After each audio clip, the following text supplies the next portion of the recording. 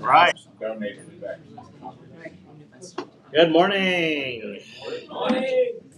It's Wednesday, right? It's one of the days. It's summer, or for I guess if you have kids, it's summertime. So Calvin is traveling in Asia. He's in Japan right now. We have the honor of Tom Trong out in Boston, one of our leader partners here, and then James is on a corporate call, so he'll be down here. And this is kind of a last minute thing because were in town for one of our commercial lender partners with Com Loans with Mitch, and exciting to see what people are looking at the model of eXp, and also looking at their business model on the lending side, how they can provide equity to their loan officers. They're also doing a revenue share component as well. And what I was hearing yesterday, Trumbull Crow, if you knew back in the '80s, they also gave revenue share. They gave them equity in their deals. So understanding that's a powerful thing. And when other companies try to do kind of sharing revenue or profits and things like that, eXp took it to the whole new level back in 2009 when we had our financial crisis. Mitch from Com Loans just hopped in. Jim is coming down in a minute, but yeah.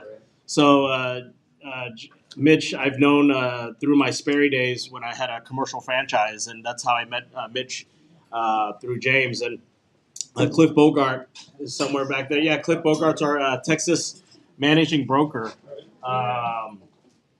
for the commercial side. So what's nice is how we're able to connect with so many people around the globe, and just creating a network. What we're doing, but today is really trying to explain the model of what eXp Commercial is doing. I know some of you guys are on the realty side, some of you guys are resi-mercial, and we've seen a lot of companies that are residential companies and they add a commercial component or division, but it's still that resi-mercial component. It's really never disrupted the market. And when Tom actually brought in James a couple years ago to look at the model, even Tom reached out to me 5 years ago. They didn't really have a commercial platform that was a pure commercial.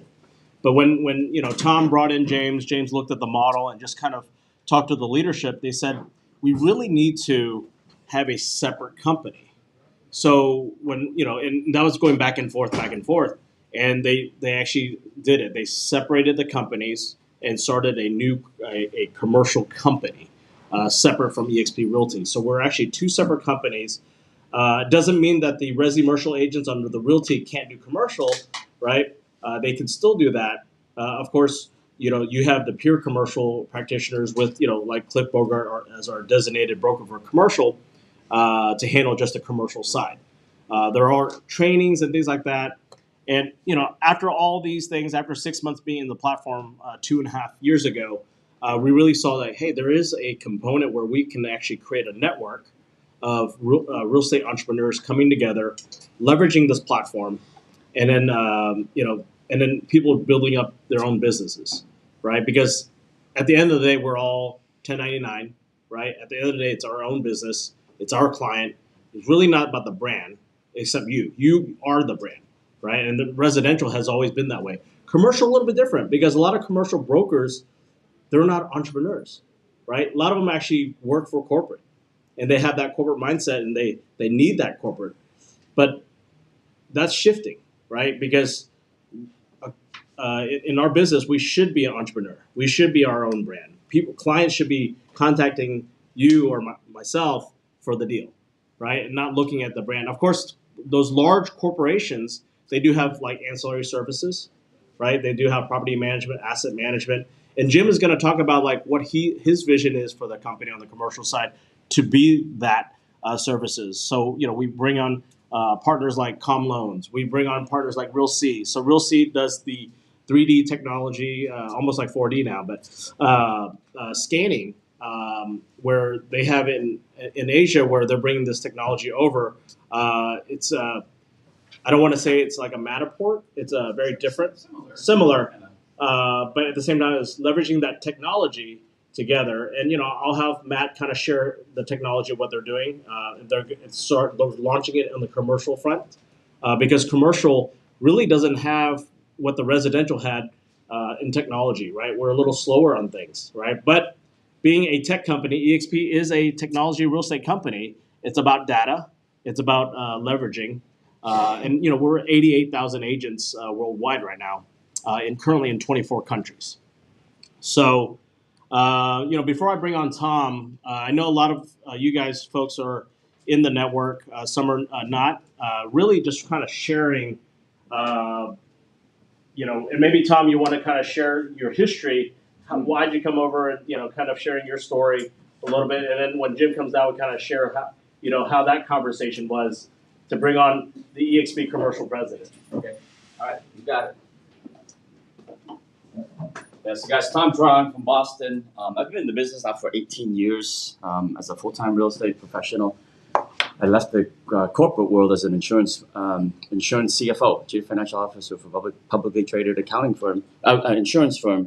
Did that for 13 years. So this is my second career. And the reason I left the insurance world was I wasn't really building a future for my family, right? I was working for the man, right? Helping the shareholders earn shareholder value. And, as an accountant, it was burning the midnight oil literally every quarter, every month, every year, getting the reports out to Wall Street. And I got burnt out, not from the money. The money was awesome as a CFO for a publicly traded firm, right, with a lot of stock options and stuff. But I got burnt out from not having a purpose in life, to be honest, right? What was my purpose as a CFO? And so I left that corporate world to be an entrepreneur for a couple of years. For the first couple of years, I took all of my earnings and my savings, started a laundromat, a chain of dry cleaners, environmentally safe dry cleaners, a bagel shop, a Vietnamese restaurant, got a liquor license, ran a country club,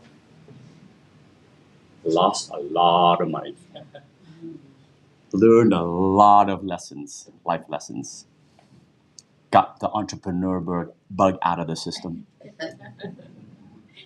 My wife beat me up a little bit and hunkered down and took real estate seriously. Okay, went out and I bought another franchise called We Buy Ugly Houses. You guys see We Buy Ugly Houses franchise? They're actually based out of Dallas. The franchisor, right? Based out of Dallas, and I bought a franchise and started flipping houses. Did very well with that, and then after about 2 years, from 2003 to 2005, I'm thinking to myself, wait a minute, there's a lot of real estate commissions I'm leaving on the table here from the buy side to the sell side. At least in Massachusetts, it's 2.5% on the sell side. 5% on the sell side and 2.5% on the buy side. So I'm thinking to myself, if I buy a property for $300,000 and I flip it for $700,000, that's $1 million, and the 7.5% in it, that's $75,000 in real estate commissions. You guys do pretty well as real estate professionals. I want a piece of the pie. So I did. Bought another franchise. In addition to the We Buy Ugly Houses franchise, bought Realty Direct franchise.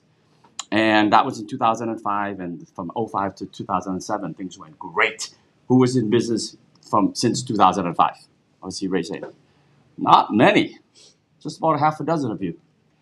It was so simple to be a real estate professional in 2005. And then the tsunami of real estate hit in 07, 08, right? And it crashed.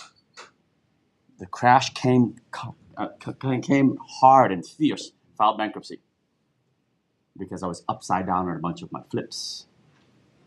Okay. Then I opened up my franchise, Realty Director for Real Estate Brokerage, and started pouring into the franchise and learning to put my ego aside and just follow systems. There's a moral to the story here. Okay? I hope you're catching this. Set your ego aside. There's proven ways to do it. So I dug into the franchise and started doing the things that the franchisor told me to do. Instead of recreating the wheel, just hopped on this bus that had 16-wheeler and go fast. So through the recession, grew from basically an office of 12 in 2009 to 2014 to 120, 10x growth. Agents, 4 offices. Grew through the recession. And by the end of 2014, 14, I was disillusioned of being a franchise owner. Who's been a real estate broker owner before, or team leader? See, when you train people and they get good, you hope they stay loyal and stick with you. But they don't. And they leave for greener pastures. And that's rightly so, because we're all built as entrepreneurs. And it was heartaches after heartaches after heartaches of training the talent, leaving, okay? And then not having enough resources, training, tools, systems, lead generation, support for the rookie agents or the new agents, and then we would fail them as broker owners. So on one side, you'd have success and they leave. On the other side, you have failure and they leave.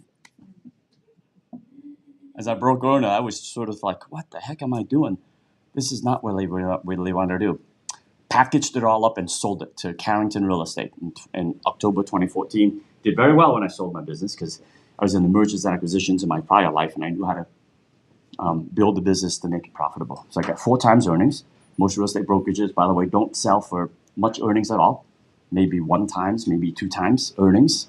I got 4 times earnings. Went back to selling real estate because I was coaching agents when I was a competing broker, sold maybe 5 to 6 million a year in Boston. That's about 15 transactions a year. Not much because I was running in offices, right? Immediately after I sold it to Carrington, went from 5 million to call it 15 million, 36 closings a year. I've been doing that since then up until even today. Okay, I sell about, back home in Boston, about $15 million in real estate, about 36 transactions a year on average, of closing every 10 days. It's like clockwork. Closing every 10 days. Okay. And then I got the call for eXp 5.5 years ago. When I got the call, I wasn't looking. My sponsor back then was, my sponsor still today is Tracy Gagnon and Scott Lewis out of San Antonio, Texas. They called and they says, Tom, we see that you're making your way up in the real estate world. I had just been elected as the national president for the Asian Real Estate Association of America, ARIA, nationally. I'm going to be the incoming national president for 2019, and that was in late 2017, early 2018. That says, hey, Tom, if we can show you a business opportunity that's going to radically change the face of real estate, especially in the way you and I get compensated, are you open-minded to listening? And I said, no. And I said, no again. And then the third time I said no. Before I said no, Tracy goes, Tom, before you say no again, because strike 3, I'm out. Can I ask you two questions? You can be honest with me. So of course I'm going to be honest with you. I told no the first time, I was honest. I told you no the second time, I'm honest. Okay. Do you know what you're saying no to? Well, I've seen Keller Williams, I see Coldwell Banker, I see 21 Remax. You know, I've seen them all. There's nothing different about any of those platforms. I go, I know, but we're different. You don't know what you're saying no to. And then the second thing, which really got me, which drives me today, why I hopped on a plane yesterday morning at 5 a.m. to come here to support you and our team. All right, the second question was, well, you made a promise to Aria and to your mom that for the rest of your life, you're going to help at least 100 people become personally and financially free. Do you have what it takes? Do you have the platform to do that, to help at least 100 people become financially and personally free? Now, let me ask you guys a question. If your mom asked you that on her deathbed, who can honestly say, yes, I have the answer to help at least 100 people become personally and financially free? Matt knows. Who else has a program? Dan knows. See, prior to this platform, eXp, I did not have that. When I invested in the laundromat, the dry cleaner, the bagel shop, the Vietnamese restaurants, all these were friends and family of mine. They asked me to invest. I either signed a lease, a personal guarantee, gave them $40,000, $400,000 to do developments. And when they failed, I lost. That's the only way I can bet on people. At eXp, when I saw the model, Lucia calls me, Tom, can you help me meet with an agent in Miami? I say yes. Daniel goes, Tom, can you jump on a plane and come to Dallas? I say yes. Christian goes, can you help me with this? I say yes. I can say yes to all of you. Doesn't cost me my personal guarantee. I'm not going to give you a check, but I'm going to spend my time, energy, resource to help you build. That's what I saw on this platform. Do you understand? So that leads us to where we are today.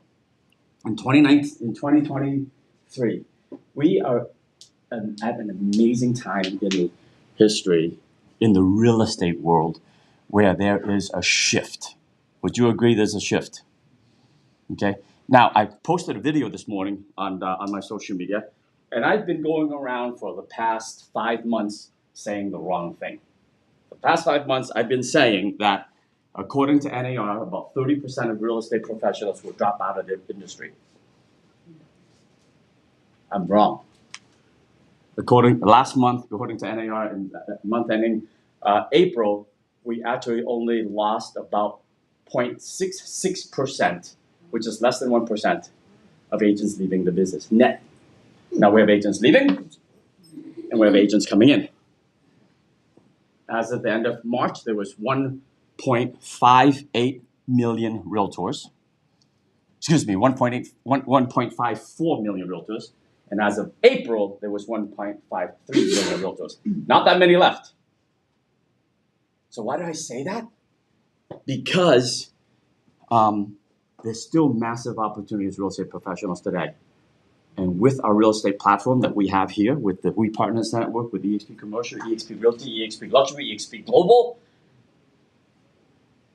and all the affiliated partners, there's no way you can fail in this real estate business. And there's no way you cannot achieve personal and financial freedom if you just plugged in. All of you, give yourselves a hand. You guys showed up to that. It means you plugged in, right? Yeah, seriously. You plugged in. There are agents. There should be an agent here. All these seats that's empty should be filled up because they're not getting the knowledge. They're not getting fed. Which means you are getting fed and you're getting the knowledge to go out and capture more market share. See, refuse to participate in the shifting market negatively. Absolutely participate in the shifting market for the better. The first part of winning is showing up, right? You guys showed up to get the knowledge, to get the energy, to get whatever you need to leave here today, to dial for dollars, to go door knock, to go farm an area, to do that next listing presentation, the buyer presentation, the commercial presentation, to get the business when someone else just missed it, right? You're going to learn about Com Loan soon from Mitch and his team here. You're going to learn from Matt about real estate, how to upgrade your presentation, your listing presentation. You're getting the knowledge. And these agents who's not in these seats aren't getting that knowledge, so you can beat them. Right or wrong? Right. You can beat them, and you can capture more market share. So the rest of the story is I joined eXp 5.5 years ago. By the way, when I joined, my wife did not support me. If Marissa was here in the room, she'll tell you the same thing. For 9 months, she was a naysayer because we were happy. Wow, we're selling $15 million real estate. We're making $325,000 a year in income and just sales. Forget about our Airbnb, our real estate investments, our landlord income, all that stuff. Why do we need to change? For 9 months, she said, I'm not in. And then the revenue share check started coming. The revenue share checks. If you don't understand revenue share, maybe Daniel will cover it or I can help you cover it. But, when the revenue share check started paying our mortgage, our health insurance, our cars, our vacations, our kids' college education, she started paying attention. And she saw me around home more often, working in my garden more, going golfing more, never having to say no to my kids to spend time with them. That's your future, right? I started with one. Now our organization is now 1,200 strong. Thank you to Daniel Lang, who's a leader, and Calvin Wong, who's brought in at least 160 of that 1,200, right? And it keeps multiplying. And now, the income's getting out of control. How would you like your passive income to get out of control? It's a great problem to have. I leave tomorrow, I go home, I rest for a few days, I go to New York, we do a major event for 200 agents, training them, coaching them, holding them accountable, motivating them, and then the following day I go to Northern Europe. And I traveled around the Baltic Sea, visiting 5 countries, and my phone, my email, everything was shut down for 10 days. And I promise you, when I come back, my business will grow. Guys, that's your future if you plug in and you leverage Daniel and Calvin and Ali and everyone here to help you. I'm always here to help you. I'm just a phone call away, a text away, except for 10 days next week, okay? But we're here to help you. That's it, guys. I don't know, Dan. What else you want me to talk about? No, that's good. I mean, I want people to hear your story because it's amazing. Because that's what I said no to 5 years ago, or 6 years ago. Yeah, I called him. I called him 5 years ago. He was on the short list of the top 100 people. Jim Huang, I called 5.5 years ago, and I put my ego on the side. I put my ego on the line to make calls to the heaviest hitters that I knew in the industry. And one after another, no. But I didn't give a rip because I knew about this platform. I understood it. I studied it. Right? I knew what it can do for my family. I knew what it can do for Dan's family. I know what it can do for your family if you just plugged in. Throw all those excuses out the window, guys. You have the opportunity to sit right there in your lap. Just take advantage of it. I really believe that. eXp commercial, we are just scratching the surface of what's possible. eXp commercial is now 2.5 years young. If you're a business builder, like us entrepreneurs, you know the first 2 to 3 years is always tough. Right, Mitch? Right, Matt? But we're making that turn in the road. We're making that turn. We're actually almost at the top of the mountain. And with the eXp commercial, about to make it over the hump and come down. And it's going to be smooth sailing. I spent a lot of time with our president, James Huang. And I know how hard he works and how passionate he is about building the best commercial real estate brokerage on planet Earth. And we're well on our way, guys. It's absolutely amazing. The future's bright. Yeah. All right.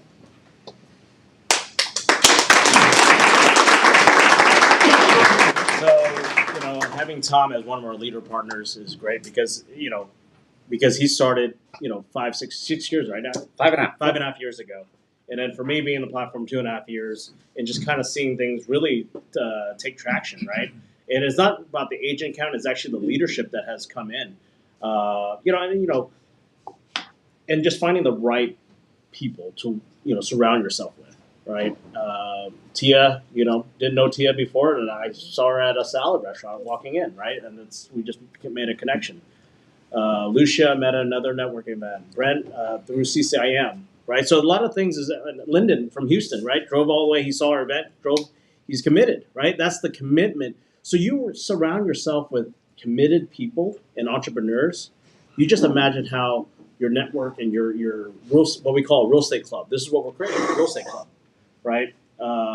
We can syndicate deals together, right? As this continues to grow, off-market deals that sometimes if Lucia has something, just within the group, right? So we're taking the commercial side to the next level in our organization, and whoever is not in our organization, you can duplicate that.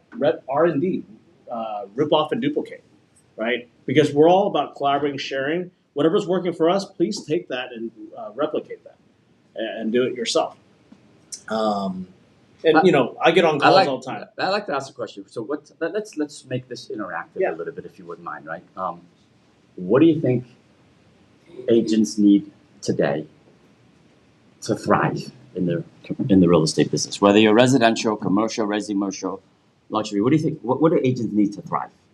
Come on, throw it out. Leads. Yes. And you? Team. A team. Support. Team support. Leads, team support. What else? Technology. Education. I love it. Education. That's why partly you're here. What else do you need? Think about you. Think about your business platform right now. Rank it.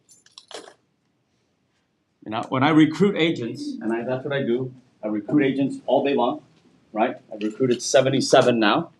Jim Huang is one of them. That's it, just 77 over 5.5 years. And those 77 have turned into actually 1,600 out of the 88,000 in the company, right? I only get paid on 7 tiers, which is like $12.50. But there's a whole bunch on tiers 8, 9, 10, 11, 12, all the way to 14 that I know of in our organization. But when I recruit, I ask the agents this question, whether it's commercial agents or residential agents that says on a platform, on a scale of 1 to 10, ask yourself this question right now. On a scale of 1 to 10 over the past 12 months, how well did you leverage this platform to achieve personal and financial freedom? And if you get to the level where a lot of alphas are, location freedom. Personal, financial, and location freedom, where you're not tied to something. Ask yourselves, how well have you guys leveraged that platform? Did it set you financially free? Okay, good. Some of them, I love that. Did it set you personally free, where I don't have to touch that phone for the rest of the day if I don't have to, but my business will still grow, where there's no emergencies? Because my clients, our agents know if there's an emergency, call 911. Don't call Tom Tron. Because I plan my business that way. There ain't no emergencies. There should be no emergencies in your business if you plan it correctly. And then, did it set you location free, where you can take 10 days off, go to Northern Europe, and not have to worry about whether you're going to lose a listing or lose a buyer, or who's going to negotiate a home inspection, or miss a mortgage contingency deadline, or miss a purchase and sales contract signing, or miss a closing? How well have you guys leveraged your platform? Whatever that answer is, whether it's 3 or 7 or 9, my next question for you is, well, what will it take for us to help you get from 3 to a 7, or from 7, 8 to a 9 or a 10? And ask us, Tom, Daniel, I'm missing leads, I'm missing training, I'm missing support, I'm missing a team environment, I'm missing collaboration. What can I do to get better? And I promise you, the answer is right here in this room, right here in our organization, right here in workplace chat, right here in all of the systems and all of the leaders and givers in this organization. We'll give it to you. At least once a week, or forget it once a week, at least once every 2 days, I'm on a 3-way call, a Zoom call for somebody else not in my organization, my revenue share organization, to help someone build. Yesterday, I helped this guy named Trey Fullen. You guys know who Trey Fullen is? All right, Trey Fullen asked me to call. Hey, Tom, I've got a guy, just can't crack him. He just won't join. I know this is good for him. I got him on the call, and within about 45 minutes, I made the guy cry. I cracked him. Now he's really thinking, right? Sometimes we got to get beyond the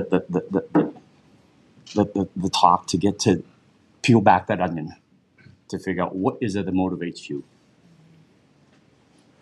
What is it to motivate you to roll out of bed every morning instead of rolling over?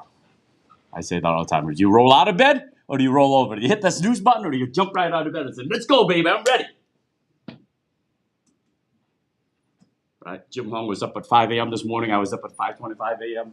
Naturally, we just get up and we freaking go because we're fired up about life. Wouldn't that be cool if your life was like that? It can be like that. I don't know, man. I don't know what you want to talk about. How do you follow that? Right? Ask yourself those questions, okay? Please do yourself a favor. So do you sell anymore, or you just purely? Yeah, one closing every 10 days, man. And you still do the closing? Yes, sir. I don't do the closing. I have a team. No, sure. If you look me up on Zillow, on Trulia, on whatever, you're not going to find me. I don't want to be found, you see. But I get the checks. I'll show you my checks. I'll show you my tax returns. It's there. Right? My sellers know that I'm there. I'm there for the listing appointment. When I sign a listing agreement, it's on Lucia's name. I'm a team member. I'm your team. I work for you, Lucia. Right? I don't want the responsibilities. One of my mentors in the insurance business says, Tom, the more keys you have, the more responsibilities you have. I don't have any keys at all. No keys, no responsibilities. No name, can't be found, no responsibilities. People look me up for Tom, you don't sell any houses, oh yeah? Send me over your tax return, let's compare tax returns. Let's have a, rubber meets the road kind of conversation. Right? And then if your tax return is big, I'm listening to you, man. I'm showing up, I'm listening to you. Because I think I can learn something from you. I know I can learn something from you if your tax return looks better than mine. Does that make sense? Yeah. So I still close I give all my listings away. Hardly once in a while I do have a listing go in the system under my name because my client says, Tom, if you're not the guy, I'm hiring somebody else. I got plenty of people knocking on my door, but if your name's not on there, you're not getting a listing. So in that case, I do have to put my name on it. But I don't want the calls to go see a house. I don't. It's good. So that's our leader partner, right? And when you have that every week, I talk to Tom, I text him with Jim and Marissa at least once a week about stuff, just kind of like, hey, am I doing this right? Or this is, even about like virtual assistants, right? How do I, connect and scale, right? Because we're getting larger, almost getting to 200 people. And then I said, how does it look because you have to plan ahead. Like when we're at 1,000, what does that look like? Right? How does that, do I even manage 1,000 people? No, you find your leader partners, right? And those partners are growing their organization. You just support them. And same thing, same thing what Tom is doing. So. You had a question. What's your name? I'm Vaughn Gibson. Vaughn Gibson. Hey, Vaughn. Is this, is your perspective or what you're talking about, is it from a residential perspective or a commercial side? Both. Or does it matter? It doesn't matter. It really doesn't matter. We have our commercial division, the tools that you are provided from a commercial perspective as well as residential is not beatable from a pricing perspective out there. All right? The tools, the training, the support, the amount of live training we do on both sides of in luxury, for those who do luxury, it's unheard of in this industry to have this much training. No one in this room can humanly consume every training all the training that eXp does on a weekly basis, even on a daily basis. Does that make sense? It's just way too much. So, going back to that question perspective, I think commercial practitioners just, that mindset is different, right? Because they're not a lot of them aren't very collaborative, right? They don't do a teamwork. They do a lot of it's their own database, their own thing, and they don't share, right? But with this platform, that's not how we operate, No. right? It's really about collaborating. So we're really truly looking for entrepreneurs, people who want to be a broker, right, and take it to the next level. I know some agents are new, that's fine, but you have to have that goal, like, hey, I do want to be there. So if you have that mindset of like, hey, I want to be an owner, I want to have a team, and I want to run my business. I also want to have financial freedom. If you understand what this platform offers, then this is the best platform for you. But if you just say, no, I just want to work for corporate, I just want to, wait for my leads, you're not an entrepreneur. You're really not a 1099. That's more of a W-2. You just listen to the broker, and if that's what you're needing to start off with, go ahead, learn that. But when you're coming into this platform, it's really taking charge of your business. You got your own real estate license for a reason, whether it's investment, whether it's growing a team, running a brokerage. Really need to take ownership. So when I share this platform, or when Tom even shares this platform, we're just sharing what this is, what eXp is about, how it started. It is truly like a platform. I went to ICSC recently, the shopping center convention. And Kara, you probably know Chainlinks, TCN. These are networks that combine all these brokerages around the country. So they do the referral. So if a broker here, commercial broker here, does a deal in New York, well, he has to go through that channel, through Chainlinks, whatever channel it is, and then they split the commission. TCN or the network gets a fee. Well, I thought about eXp commercial. I said, we're all 50 states. We are plugged into a platform, and it's exactly the same thing without bringing on that fee, because we can do deals nationwide. right? Depending on the state and things like that, and finding the state broker or a partner in those markets to run. We talk about classes. Look at the training. That's today's training, guys. You And mentioned that's- training, right? yeah. That's just on the residential side. Just read through that. That's today. It's available to all of us. So how do we tap into? How can you fail? There's how do we tap tomorrow. into families that we know. I'm from the UK, so I've got extended family over in the UK. How do I tap in? How do I tap into that? Tap into from- your from family here? in the UK to do what? Well, to get them License. licensed Yeah. and and join Yeah. the eXp world. Well, I mean, I guess to start, look, how to guarantee winning the instruction in the UK, whatever that means. Find out how They to pretty operate much differently over guarantee. there Oh, than that's we do wiring here. instructions. So I can't, and I'm so far removed from being over there now. So very very easy. If you don't understand that country how they operate, you can always schedule a meeting with the UK broker or their operations team in the world. Right? We have this metaverse. Most of you seen it before, so I don't have to share that.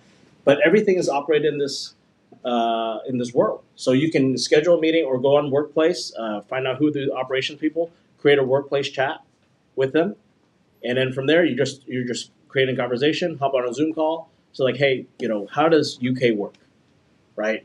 And then also learn their stats. You have I think they have 1,000 people in that market.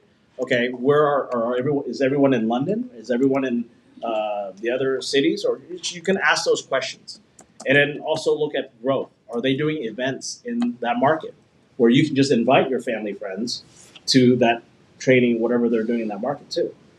So Workplace is a beautiful place. I just typed in eXp UK. If you really want to learn that, then stop attending these meetings. If you drill down on those workplace groups, there's always meetings, there's always presentations. Talk with the broker that Dan talked about. You see that? It's all there. I'm talking to eXp Colombia right now because we have a team member that's connected me with somebody in Colombia, and I don't know anything about that country. So I said, hey, let's connect in that market and just learn about it first and understand, what visas this person has. I think he has his Australian, Canadian, U.S. Passports, but what visa? So things like that I have to learn. And if I don't know it, I got Tom. Tom doesn't know it. We have our leader partners that are in those markets, right? So there's a lot of resources, but you have to ask a question. So I know a lot of people don't ask a lot of questions, but you need to, right? If you don't know the answer, quick text. We have all our group chats that we created, our channels.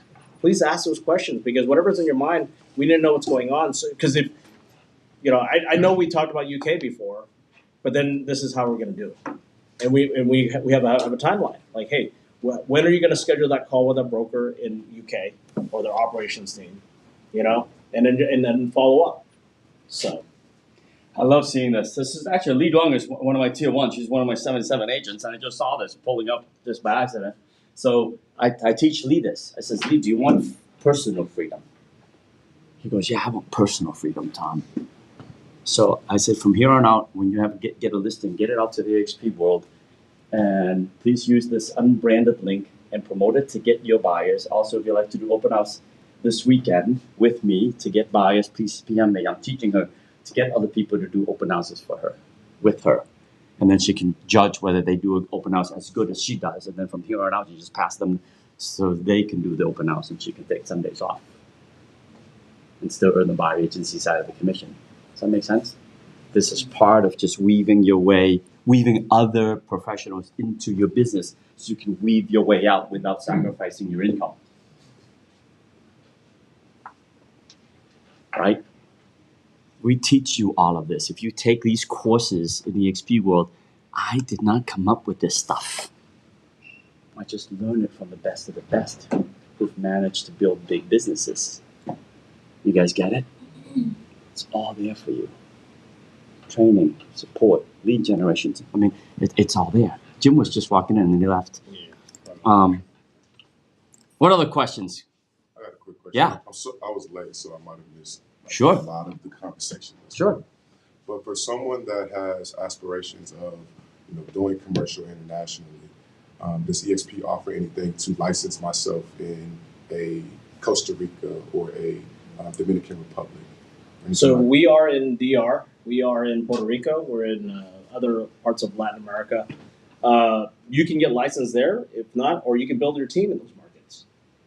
So, but the thing is, your U.S. license is only for the U.S. Right. So, as an entrepreneur internationally, if that country allows you to do deals, because not all countries require a real estate license. Like I'm learning this, right? And you can do deals, right? And you're getting paid directly to you, right? But if you want to create a team in that market, because as an entrepreneur, we need boots on the ground, right? Just like with this network we're creating, we have boots on the ground in different markets. So I'm going to the Denver markets. I like that market, right, for investments. We're in Miami now because Lucia connected me with somebody, and then that person connected with Tom, and we're in different markets. So that mindset of like, hey, I do want to grow these markets because maybe connections, right? Or maybe you travel there, right? Or you just want to do deals there. Or there's developers that are developing things and you want to sell their product. There are ways to make those connections, and there you See go. Spencer, who? He's an EXP guy. He's an EXP realty agent. We're not in Thailand. Okay, he's in my rev share tier 2, I believe. All right, he's in my rev share, and he's selling a condo in Thailand. We're not even close to being in Thailand. To answer your question, is yes, you can do whatever you want. He just happens to travel to Thailand because he's an international broker, and he struck a deal with whoever is the owner of this building, and they are authorized him to sell the building. And he uses Workplace, he uses Facebook, he uses LinkedIn to promote, and he builds an international business. The answer is yes. The world is your oyster, my man. We give you all the resources, we give you the training, you just go do it. Go out and do it. I mean, he says global realtor, eXp global. Yep. Yep. Yes. Question is that you just mentioned is that it's the international how's that like user? Because I know that different regions, countries, they have different like license Yeah. stuff, and how it will be like an international. What do you mean, like a need to go different certification? Spencer is a master at his craft. He did not wake up one day and get that listing. He's been at it for decades. Decades. Okay? So you got to plug into that country, learn everything about it. He travels internationally for business. And he has his network of attorneys. He has a network of different people for answering those questions. If you're trying to buy there, what is my visa? Can I buy there legally and things like that? So you're creating that network of people. Like whether it's in Mexico, some people are selling in Mexico, and the developers are paying you directly, right, as your referral fee, and that doesn't come into the U.S. As a real estate commission because it's not done in the U.S. So you have to understand, like, if you want to go global business, then you go global, right? So, yeah. So most agents, what I've seen is that they get their license and they join a company, and their mindset is just sell, sell, sell. The focus is not for them to become a broker to compete against that broker or own a franchise, right? That's that path as an agent, right? With EXP's path, you can do that, but there's something more, and that's what we're wanting to kind of share. That something more is you can do what you need to do as an entrepreneur, right? If you want to build a team, build a team. If you want to be nationwide, go nationwide. If you just want to just do your own deals, have your mini team, that's fine too. If you want to do commercial, there is that platform now, and that's where James is going to come in. He'll come right back and just kind of share, his vision and what he's doing for that. So, What else do you guys need to succeed? What do you want? Lead generation strategies. Lead generation strategies. You're residential? Yes, primarily. Okay. What are you doing now for lead generation? Cold calling. Wow. You cold call. Give him a hand. How many hours a day do you cold call? 6 hours a day of cold calling? 3 and 3. So how do you... give me a script. I want to hear it. 3 hours, 6 hours a day. You're calling expireds? Okay, so we're expired. So this thing expired yesterday, and you used Red X. What do you use to get the expired telephone numbers? Espresso agent. I understand. Okay, yep. Hey Tommy, I was going today. I saw your house just expired from market. Were you aware of that? I just noticed that the listing that you had prior to this lasted for about 120 days. How did that go for you? Are you sure that you still want to sell today? Are you could give a buyer the price you wanted? Would you be interested in meeting with a buyer? Are you still open to meeting with an agent? Maybe they have if they have exactly what you're looking for, what discouraged you from selling this time? How did that work out? I hear that, Tommy. I can understand that. It's not always the agent's fault. Sometimes the market, combination of both, could be one or the other. I wouldn't know until I got a chance to tour your home to see if the condition matches exactly what your price said. Do you know if your condition matches your price? Tommy, would it be okay if I stop by tomorrow afternoon or Thursday to find out if the condition matches the price and see if there's something I can do to offer a buyer's contract or cash offer? Great, Tommy. I'll come by tomorrow at Tuesday afternoon, 3 o'clock. We'll see if there's something we can work out. Fair enough? Wow. Nice.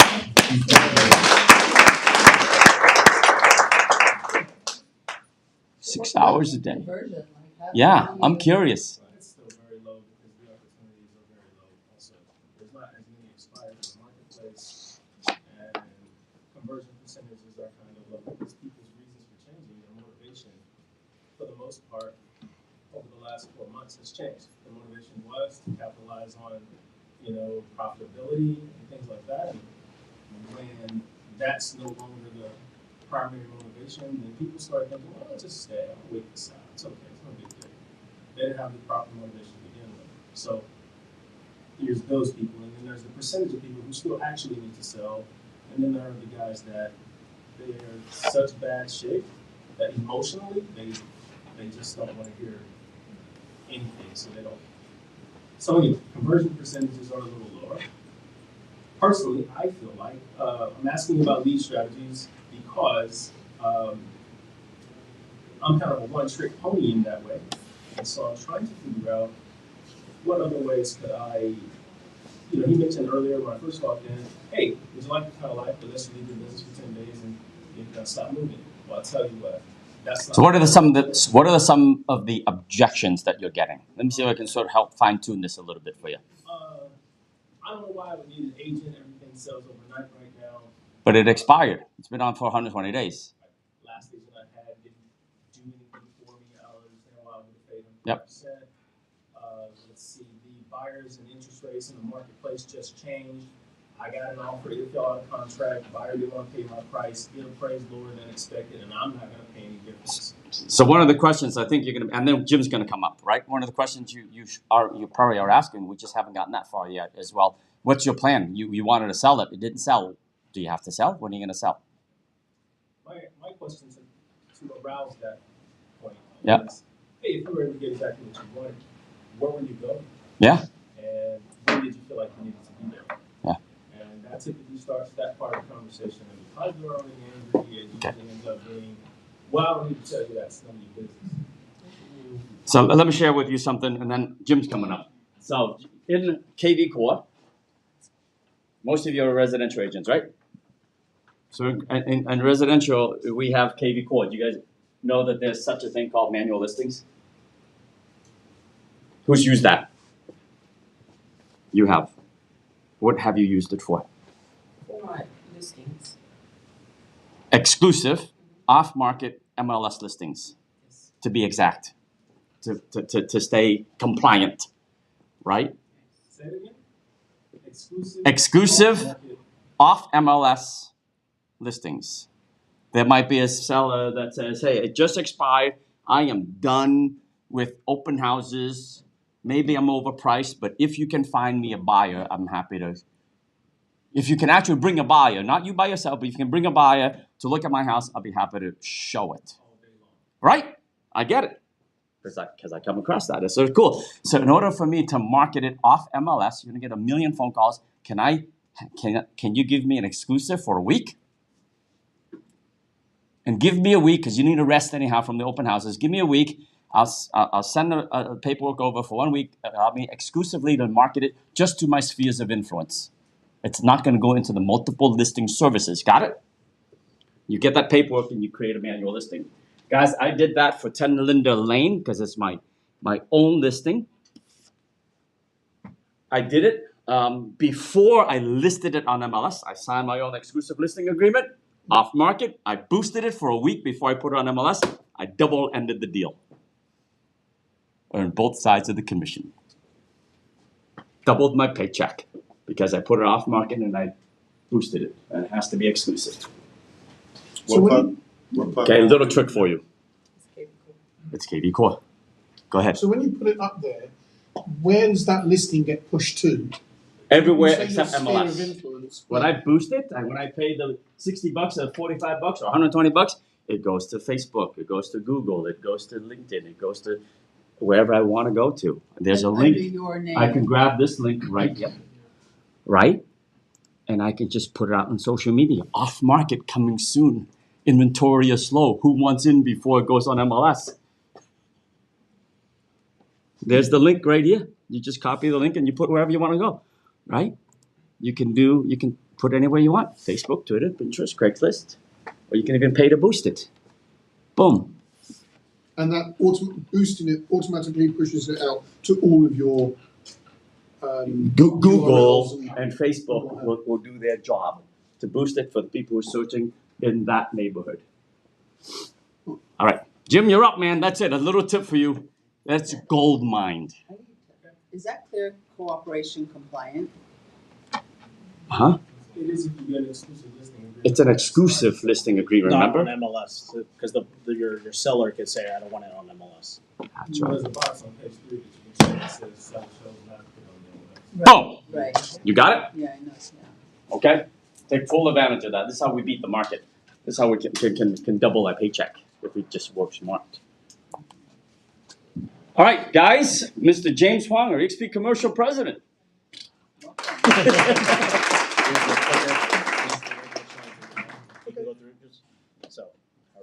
Thank you, Tom, and thank you, Yeah. Daniel, for the hospitality, using their office. It's always great to be back in Dallas and Texas, because one thing is, every time, the first thing I land is, I need to eat barbecue. I need to eat good food.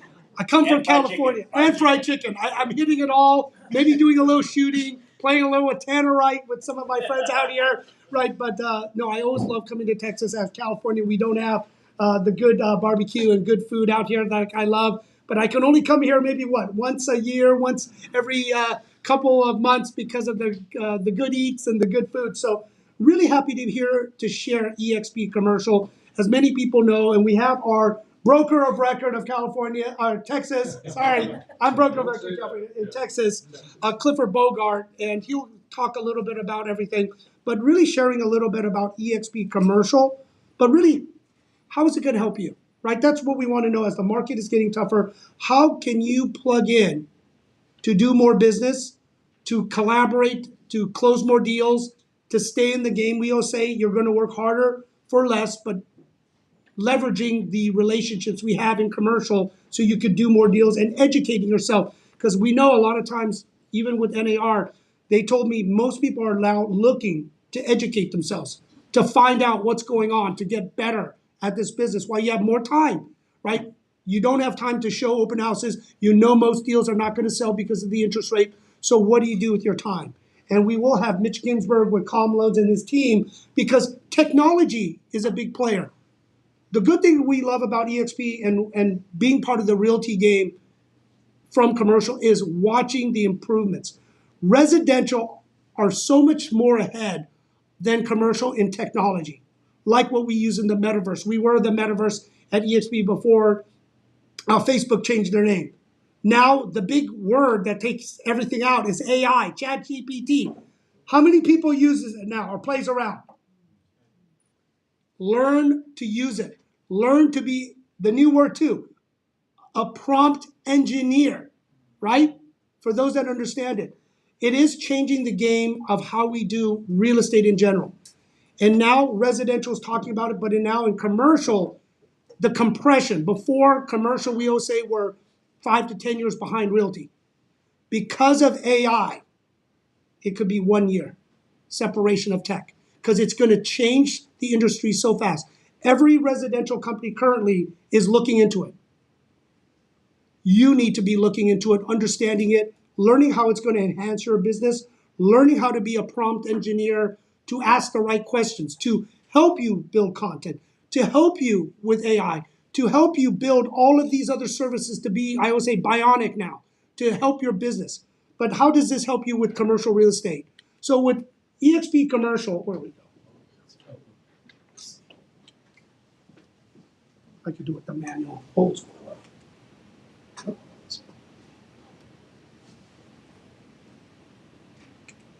Okay. So I've been in commercial real estate for 25 years. I was Wall Street Finance Dean Witter at Morgan Stanley. Then for the old school, who worked for the largest TIC syndicator, I worked under Bob Rabati and Mark Paul. We had $2.7 billion under management. I worked directly under CEO, marketing, underwriting, anything that Bob wanted. Yes, I even picked up his laundry. So I was that trusted to pick it up and do everything he wanted. But because I was so close, I learned everything about commercial real estate. I did a lot of the underwriting from one company, Marcus and Millichap. So as everyone knows from M&M, as they're called, I learned my basics from Marcus, which is a very hard training program. People say it's the best, but it is, I always say, like the Spartans. They throw you in and the strongest survive. In 1 year, out of 100 brokers, 5 would make it. 5. And that's after 4 interviews for you to be the 100. 3 to 5 years, let's say 3 years later, half of those 5 make it. So out of 15, you're like 7 or 8 that will make it, and usually you will produce $250 to $500,000. Pretty consistent because we learned the basics. Very important. So through that experience of going to Marcus and then building my first company, BRC Advisors, I said, you know what? I like a good culture. I want to do it a different way. You know, I want to work with friends after I paid my dues at 4 years at Marcus. How can we work together with people you like, sharing deals like Tom was saying with the KV Corp? But we knew in our local market, being an expert at a certain product type, we started just doing deals with each other. I knew I could make 100,000 here, $250,000 there, you know, certain number, because we were trading deals amongst a good network of brokers, right? Culture. So what happened was when we started BRC Advisors in 2004, it kept on growing to a point where I got out of the brokerage business because we had 180 commercial brokers. We were regional boutique, but we did about $2 billion in sales. So pretty significant. 2009 hit, for those that were around. In 2009, what happened, right? The whole world changed and blew up, and everything did change. But I want to go through this timeline. Oh, do they not have this on this one? Okay. Not be on towards the end. You talking about the growth? Well, the whole timeline. No. No. I'll put it here. Yeah.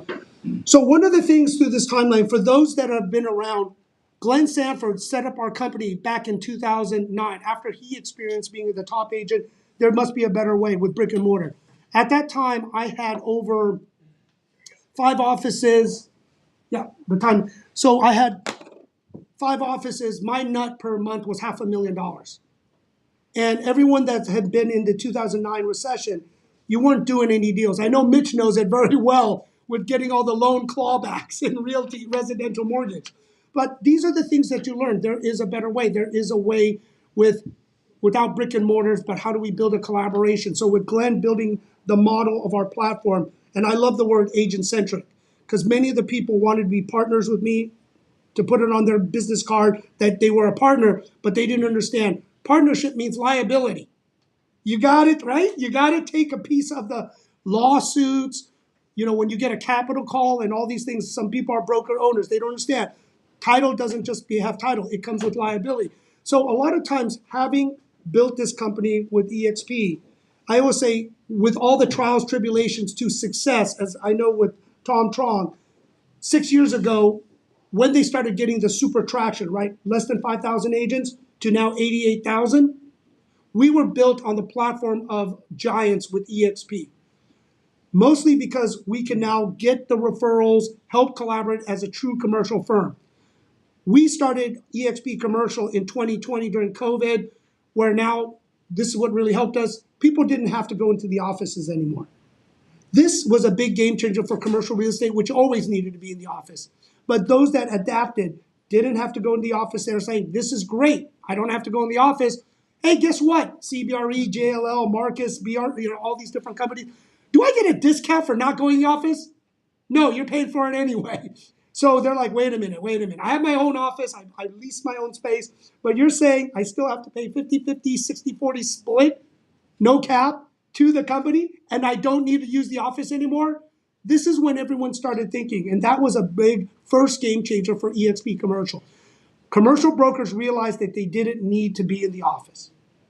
For those that have been around too, the next game changer really helped us is how Glenn set up in 2009 eXp. We're experiencing it again now, full cycle. Right now, 15 to 17 years. It's always like 10 to 18, maybe 20 years we go through a full cycle. Right now, everyone's experienced hyper interest rates change in the market.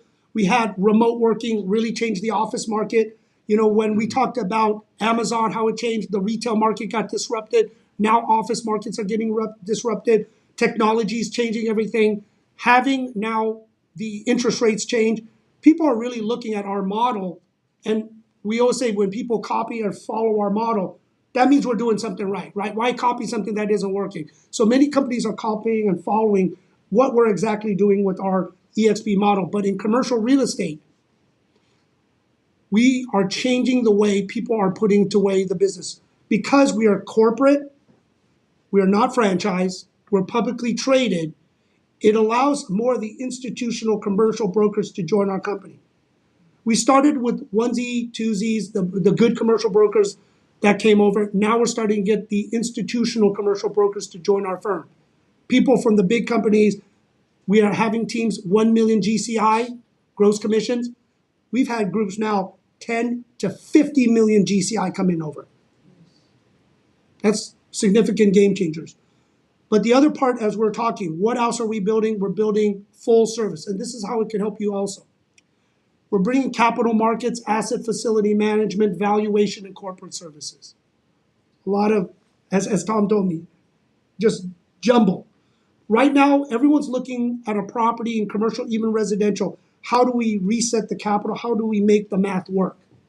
Capital markets, that's what it does. We look at a project, somebody that's distressed, somebody that needs to sell. How do we help you? If we can't help you here, we bring you to valuation, asset management. How do you run the property more efficiently? So you can serve your clients to hold on to the property, kick the can down the roads for better days. Also, with what we're building with the asset management, for those that have been in the REO market before, receivership business. We are building a very strong receivership business with people that have been part of IREM, Institute of Real Estate Management, those that have been in that market cycle, those that have been in the REO market before. So we are putting a lot of those puzzle pieces together. One, to look at your problem to see if we can fix the capitalization problem, help you bring more money, help you put the middle part, the mezz, help you put the new debt structure. As we know, pure debt is at a higher interest rate right now. Hard, but we can look at it. The next, we can't do it. Let's help you run your property more efficiently through property asset management. So these are the ways that everyone, eXp or outside eXp, we can help you engage. And we don't take your client, we help you engage by contract so you can engage with these services and products with experts that we have. The next is valuation. Oh boy, you can't do anything. What is your property really worth? So you can renegotiate with lawyers to do a cram down.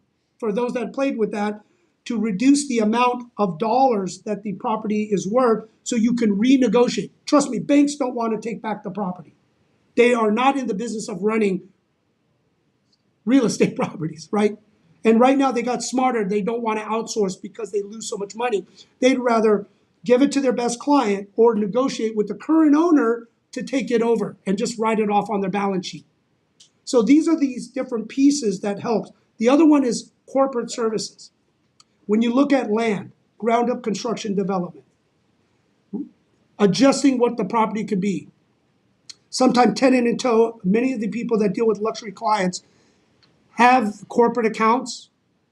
We always say McDonald's started with one, but they're in the real estate business. They're not in the fast food business, and a lot of companies are in the real estate business and not in the food, restaurant, or service business because they own the land. If you have a corporate account, and we can help you with this, and we're working on this, is to bring a large corporate accounts into the company that we manage and help you win it. Publicly traded, check a box. Expertise, check a box. Now you can run all of these so we can find the location, do a ground up construction, and exit it, whether it's a REIT, DST, or something more sophisticated. And Jim, if you don't mind me Please. interjecting here, a big part of the corporate services business is also working with corporate America in multiple locations on leases. And in fact, there's really a lot more of those type of Cliff, deals. come up here. This is perfect there's- timing. There's a lot more of those type of deals. There's the, as I was telling Jim just the other day, you've got the CBREs and the JLLs and the big commercial real estate corporate entities, and they're fighting over the Fortune 500 companies and handling all of the corporate services for the Fortune 500 companies. But that's the tip of the iceberg. And in fact, we've all seen the image of the iceberg with a little bit that's above the water. The big part of the iceberg is the Fortune 500 and first company to the Fortune 10,000. And there are so many of those. And I can tell you, having worked for CBRE many years ago, they won't even allow their agents to work on a lot of those deals because they're too small or they're not. They have a huge infrastructure that they have to support. I don't know if anybody's been to CBRE's offices in Uptown. Anybody? They're fantastic. They're beautiful. I mean, they have literally a 40,000 square foot floor, roughly 40,000 square feet. It's on the floor actually is extends out over the top floor of the parking garage. So it's like double the size of a normal floor. High ceilings. They probably have 60% of the people there are staff, and maybe 40% or maybe just a third of the people there are actually producers. And they have to pay for all of that. This is some of the highest priced real estate in the city. So they can only work on those big deals. I can tell you, when I started my brokerage company in 95, we had a number of smaller corporate services accounts. One of my agents, Gal, had a division of overhead door. Everybody's heard of overhead door. And she handled, they had 45 locations in the U.S., a couple in Mexico, and a couple in Canada, and she handled all of them from her workstation. And the technology has only gotten better and better and better. In fact, it turned into a full-time job for her. She had one client. But we have the tools, and we're bringing on the expertise that will allow you to bring on corporate services, which I think is a big opportunity. And a big opportunity, and it's the closest thing to regular commissions. If you can imagine, if you had worked with a company that had 40 locations, average, with a commercial lease, the average lease term is about 4 years. Nobody does a 4-year lease. Typically 3 years, more 5 years, occasionally a 1-year renewal and 10-year leases. And if they all average to about, if you took an average, it's 4 years. So that means about 25% of all leases come up every year. And when those leases come up, they need your services, whether they get your services from you or whether they get your services from somebody else. And the last thing I'll mention about this is there are 50 times as many potential clients on the commercial lease side as there are on the investment side. Of course, the investment side makes some really big deals. You can make some really big commissions on commercial leases as well. And we have the infrastructure, we have the documents, we have processes, and I personally, do a lot of the training that's involved in working commercial leases as well as commercial investment deals or whatever. I've heard a couple of times already today, and I don't mean to take too much of your time here, but that commercial is behind residential when it comes to technology, and I'm going to differ with that. The technology for residential. The technology for residential is good, obviously, and they started out the MLS system, what that was originally. Maybe that was the first piece of real tech. And I go way back. I go way back to where with commercial real estate, we were really excited. I mean, the whole industry was excited when fax machines came along, which meant we didn't have to run across town to deliver proposals and what have you. But we have a tremendous spectrum of technology. The difference is where residential, all of their technology is honed around one type of property, a single family residence, and assisting one of two positions in a transaction. You're either representing the buyer, you're representing the seller. Not only that, but most states have a promulgated contract that you have to use, so it's fairly down the middle. Commercial real estate, you have everything from multifamily, retail, industrial, office, land, all self-storage, mobile home, whatever. And within each of those segments, there are some tremendous data resources. There's some tremendous data. If you wanted to focus on mobile home parks, there are some tremendous organizations and data sources just for mobile home parks. So a big part of what we do when we bring on new agents and when I bring on new agents is to get them to find an area of focus and then learn that type of property and the technology associated with that type of property. Learn that, and then you can kind of branch out after that. But we are teed up and to do just about any type of transaction. And last thing I'm going to say, as a corporate entity, that makes such a huge difference. We're not a franchise group. We are a corporate entity, publicly traded on NASDAQ. And so that makes a difference, again, when it comes to corporate services.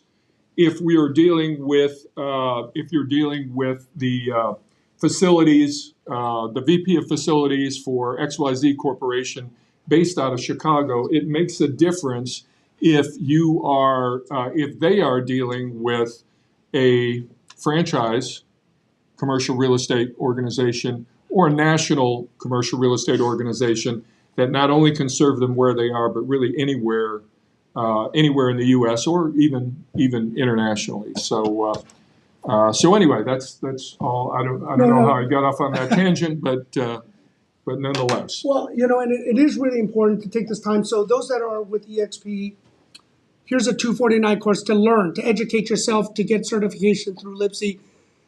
Cliff Bogart also teaches as we're building another training program, because we know, let's say you're working on the residential deals, but there's only so much you can do, right? The price, the interest rates, unless it's an all cash buyer, it's very tough. Here in commercial real estate, there's other, as we're talking, different product types. We all heard industrial is super hot. Office, not so much. Multifamily, very stable. Retail, actually, we went to ICSC, the International Council of Shopping Center. I'm always going to call it that. It's starting to get optimistic because they went through 20 years ago where we all heard death of the malls. Is the malls not going to survive, right, Cliff? Mm-hmm. We were all talking about. Now it's the office. But the retail malls has recalibrated, right, after so long to find out it's all about services. It's all about experience. It's all about food. It's changed. The office market's doing this. So learning commercial real estate, getting a platform of education knowledge, and then we'll have Mitch and others plug in with the technology, is to bring everyone together in our metaverse, in our world. And we open this to everyone because we know in commercial, we like to collaborate. We like to work on referrals with the best agents. And I would always tell people, use this time to get that knowledge, that education, that training. And as Cliff says, come here, yeah, the mentorship. I want to make another point. Some of you who know me have probably heard me say this already, but I started in the commercial real estate business in 1979, so I don't know how many people were alive in 1979. I see a few gray hairs out there. I know you were alive in 79. And when you hear about inflation and interest rates are the highest in 40 years, the highest interest rates, highest in 40 years. Well, that's when I started in the business. When interest rates, in fact, I started with a developer and I ended up losing my job because the developer was doing construction loans at 17% interest. And that all fell apart, and that's when I went to work for CBRE. But having been through several small and several large cycles over the last 40 years, there are opportunities right now. And in fact, where everybody is poo-pooing office properties right now, and a lot of office buildings are going to go back to the lender. You know, if it's an office building, a Class B built in 1980s office building, it's 40% vacancy, and now their loan term is coming up, and they have to refinance or put a lot of capital. They're handing the buildings back, what have you. I've seen investors make more money. You know, buy low, sell high. I've seen investors make more money who had cash and guts, willing to invest and buy these from the banks or from developers who are desperate to unload it so it doesn't get foreclosed, and turn them around. And in fact, just this morning in the Dallas Morning News, Steve Brown, which, by the way, one of the best ways to kind of keep up with what's going on in commercial real estate, just so you can be conversant. And I don't want to get off on another tangent, but it's very important to be conversant in your industry. And one of the best ways to remain conversant is to subscribe, digital, paper, whatever, to the Dallas Morning News. Steve Brown, he's been for 25 plus years, he's been a real estate writer for the Dallas Morning News. Probably has 10 to 15 articles a week, and you can get a feel for what's going on all throughout the industry. Well, just this morning, he had an article on all of the office buildings that are being foreclosed, going back to the banks. And again, I saw people make a tremendous amount of money in the RTC days, back, you know, in the 89, 92, the RTC one. Yeah, and in every down cycle, and there were a lot of opportunities right after the financial meltdown, Yes. if you had cash. So cash is king. Yes, sir. Could we get Steve Brown to do a eXp events with us? I bet you we could. We can get a bigger venue, of course. Yeah, I've been to a couple of, and you probably have as well, been to a couple of events where Steve has spoken. But he is just a great resource for what's going on. But there are opportunities in a market like this. You know, and I'm not going to be one of those people who said I've made more money in a down market than an up market, but I've made a lot of money and I've done very, very well in a down market. You just have to switch your focus. Yeah. Quick question. Yeah. When you said the office buildings are going to turn around, is that by converting them to multifamily, or what is that? Well, it could be any number of things. So some smaller office buildings, I'll tell you how some, here, you want a secret? Here's if I had capital and time and wasn't doing 50 other things, I'd find a small office building, a little 2-story building, maybe 15,000 square foot floor plate. So maybe 30,000, no more than 60,000 square foot. Older building, I would convert it to basically co-working, 100% co-working. There's still an increased demand for that. There seems to be an almost insatiable demand for that. I'd have a good portion of it that also had training and classrooms that you could then lease out to anybody, not just the tenants, but the rest of it, a mix of open collaborative area and then smaller individual offices. You know, put the glass on the interior offices, glass on the exterior, so there's light coming in. You know, that somebody who's going to do that, and I know there's probably some folks doing that already, are going to make a lot of money.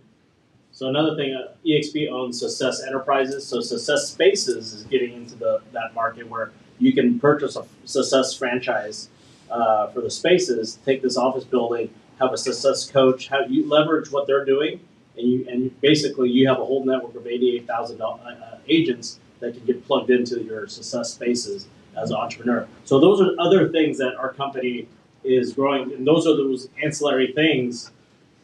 You know, as World Holdings owns these other businesses for our stocks. So, very good point. So as we're setting up a new education platform in eXp, but outside, we're trying to bring the best minds to showcase and share. We're talking about tax reassessment. This part of the market, when the market turns, tax reassessment is important. If you talk to them, say, can I help you, especially in Texas, 3%, right? I mean, and non-disclosure state. If you can find it, if you have the right data, and you tell anyone, do you want to save on property taxes? No, I don't want to. I like to pay it. Come on, they're going to talk to you so you can engage to look at their numbers and plug in. And this is what we're working with Cliff.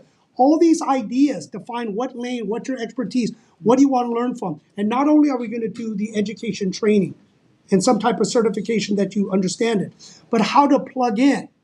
How do you plug in from the capital part? How do you plug in from the expertise to help you get the consulting? How do you leverage, like we're working with Upflex? Upflex, I call them the Airbnb of office space. Because so much office spaces are coming on the market, they're willing to sublease and use your space to rent it out. They're starting to take over theaters. So Upflex is another company. So our thing of using all these smart minds, people that have been in the business for a long time, is to plug in, to teach you, educate you, but build the expertise around you. Like you said, you will have your whole consulting group around you without hiring them and not knowing who to go to. That's the hardest problem. I was telling, anytime you want to be successful, you need one, the opportunity, right? Something or a vision. You need the money, and you need the operational skill set to execute on that plan. Some people have one, some people that are really lucky have two. I know here in the company, we have three. So we just need sometimes people to scout, to say, I know a piece of land, or somebody at my church, or somebody in my lodge, or somebody has an issue and a problem. Because we have so many smart people within one company, from so many different parts of the company, from the transaction, from the leasing, and yes, we do business opportunities, from the vertical commercial services of capital markets, asset facility management, corporate services valuation, and others. We can help you look at a problem without taking your client. Just, here you go. Here's a plan. Here's what it's going to cost. Put a profit loss statement, a budget together. And these are the things we're starting to teach people. We're all entrepreneurs if you're a broker. You're not a W-2. Yeah. I don't mean to throw you off, sorry, but I just had a quick question Yes. for you. You mentioned that you work with Marcus and Millichap. Yes. How does eXp compare to Marcus and Millichap as it relates to market share? Oh, so we're building. 2 years in. We made by agent count, we made about a top 10. But it's not just agent count. It's productive of agents, right? Volume. So more and more, because now we're getting friends from, we got Rosewood Capital. Rosewood Capital in New York City was number 13 in the country in multifamily by themselves.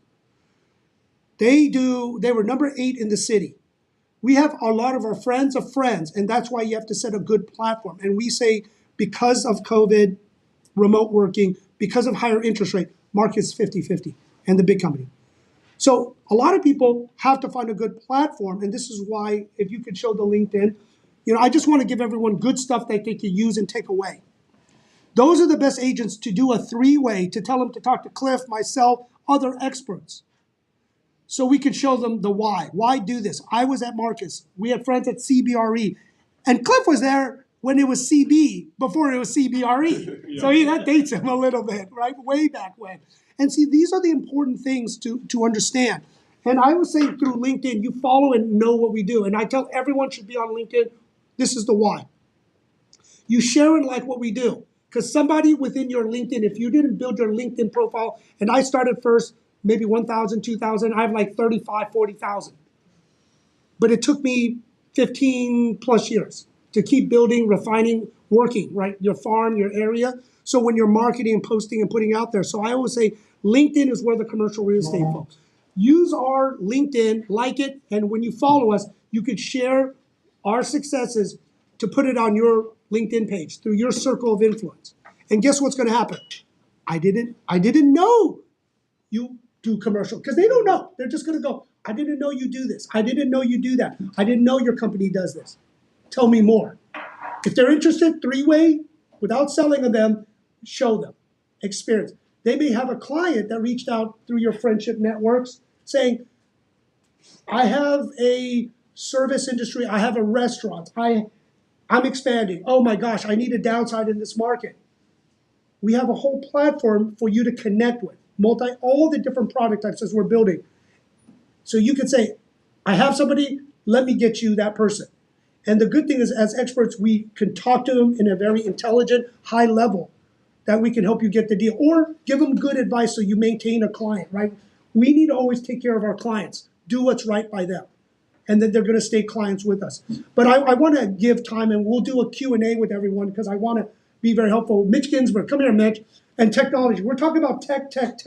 And Mitch has a creative way of putting tech and getting referral fees from it because we want to find as many ways in commercial, since we're non-RESPA, we can pay referral fees. So whatever you plug into us, we hope helping your client can help you. Mitch, if you want to share ComLoan. Thanks, Jim.